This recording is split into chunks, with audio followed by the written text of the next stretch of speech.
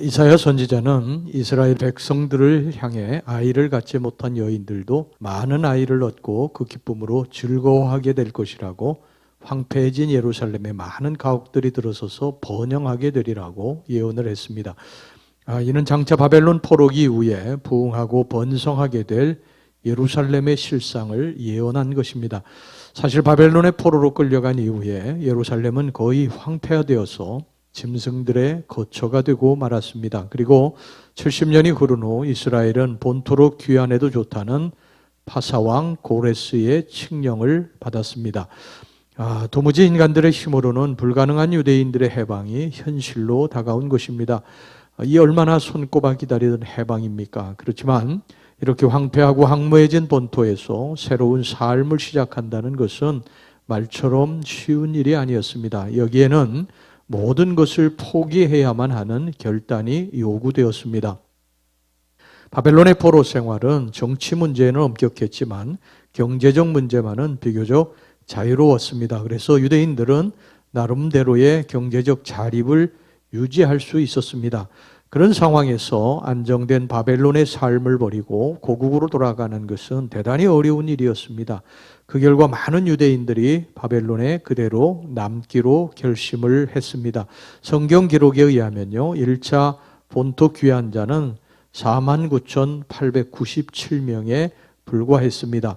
2차 포로 귀환자는 1차 귀환자의 10분의 1 정도밖에 되지 않는 숫자가 본토로 귀환을 했고요. 3차 귀환자는 정확하게 밝혀지지 않고 있습니다. 이렇게 본토로 귀환한 숫자는 이스라엘이 출애굽 당시에 애굽을 빠져나온 60만 명과 비교할 때에 거의 15분의 1 수준이었습니다. 게다가 이후에 팔레스틴에서 인구 증가를 감안한다면 이스라엘 백성의 대부분은 바벨론에 그대로 정착했다고 해도 과언이 아니었습니다. 이런 상황에서 본토로 귀환한 자들은 얼마나 외롭고 힘든 삶을 살아야 했겠습니까? 끊임없는 주변 대적자들의 회방과 황폐해진 예루살렘에서 새로운 삶을 산다고 하는 것은 보통 힘든 일이 아니었습니다. 그런데 바로 이런 믿음의 후손들을 향해서 이사야 선지자는 하나님의 위로와 소망의 메시지를 전하고 있습니다. 아무리 예루살렘이 황폐하게 보인다 할지라도 그것으로 인해서 두려워하거나 불안해하지 말라는 것입니다. 잠깐의 시간이 지나면 예루살렘은 다시 영화와 번영을 회복할 것이라는 것입니다. 이러한 희망이 가득한 메시지는 단지 예루살렘의 번영과 부흥에만 국한되지 않습니다. 물론 1차적으로는 그러했겠지만 이사야 선지자는 그 이면에서 장차 도래할 신약시대 영적 이스라엘의 부흥과 번영을 바라보고 예견하였습니다. 즉 구약시대에는 도무지 상상하지 못할 이방인들의 구원과 신약교회의 출현을 통한 구원사역의 확대, 또한 하나님 나라의 확장 등 이사야 선지자는 이미 500년 후에 도래할 신약교회의 부흥과 성장을 목도했던 것입니다. 이제 본문을 통해서 신약의 교회가 누릴 놀라운 축복을 살펴보도록 하겠습니다. 첫째, 시작은 미약하나 나중은 심히 창대할 것이라는 것입니다. 선지자는 이스라엘을 향해서 먼저 기쁨의 노래를 부르라고 하였습니다. 그리고 장막 터전을 넓히라고 하였습니다. 1절, 2절 보겠습니다. 잉태하지 못하며 출산하지 못한 너는 노래할지어다. 산고를 겪지 못한 너는 외쳐 노래할지어다. 이는 홀로 된 여인의 자식이 남편 있는 자의 자식보다 많음이라. 여호와께서 말씀하셨느니라. 내 장막터를 넓히며 내 초소의 휘장을 아끼지 말고 널리 펴되 너의 줄을 길게 하며 너의 말뚝을 견고히 할지어다. 이는 힘들고 어려운 이스라엘 백성들에게 장차 놀라운 축복과 부흥의 시대가 다가올 것을 예비하라는 말이기도 하였습니다. 선지자는 어려움의 때를 젊었을 때의 수치, 과부 때의 치욕이라고 표현을 했습니다. 4절, 두려워하지 말라. 내가 수치를 당하지 아니하리라. 놀라지 말라. 내가 부끄러움을 보지 아니하리라. 내가 내 젊었을 때의 수치를 잊겠고 과부 때의 치욕을 다시 기억함이 없으리니. 여기 젊었을 때의 치욕은 애굽에서의 노예 생활을 말하는 것이고요.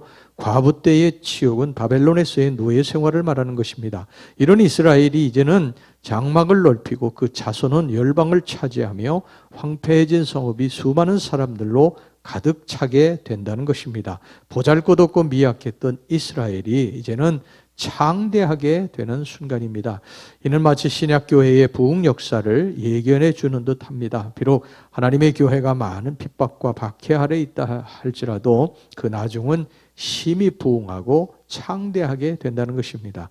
사도행전에서 여러 사도들의 복음 전도 사역을 볼 때 우리는 이런 교회의 부흥 역사를 생생하게 목격하게 됩니다.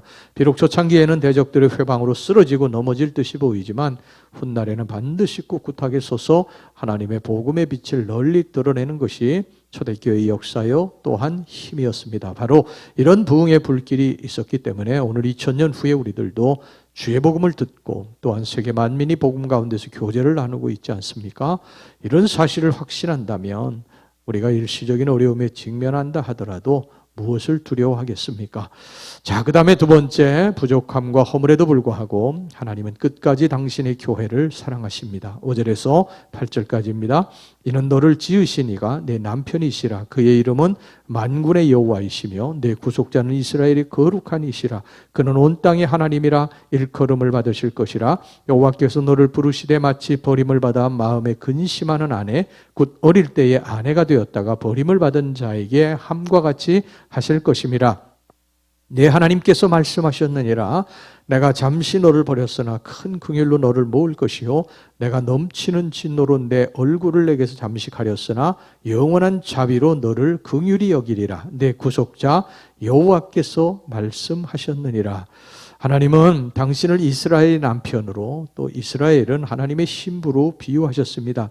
선지자는 이런 하나님과 이스라엘의 관계 속에서 이스라엘의 바벨론 포로 생활이 하나님이 잠깐 동안 그를 버려둔 것이라고 비유를 했습니다. 이는 이스라엘이 하나님을 떠나서 우상과 이방신을 섬겼기 때문입니다. 즉 영적 간음을 저질렀던 것입니다. 그러나 하나님께서는 이제 다시 신부된 이스라엘을 찾으리라고 말씀하십니다. 비록 과거의 부끄러움과 수치가 사라지진 않았지만 그래도 당신의 신부였기에 그리고 지금도 당신의 신부이기에 다시 당신의 품에 품으시리라는 것입니다.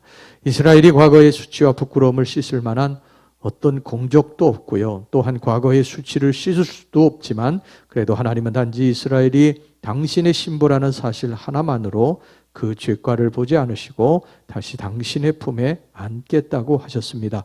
그리고 두 번 다시는 신부된 이스라엘을 버리지 않으시리라고 하셨어요.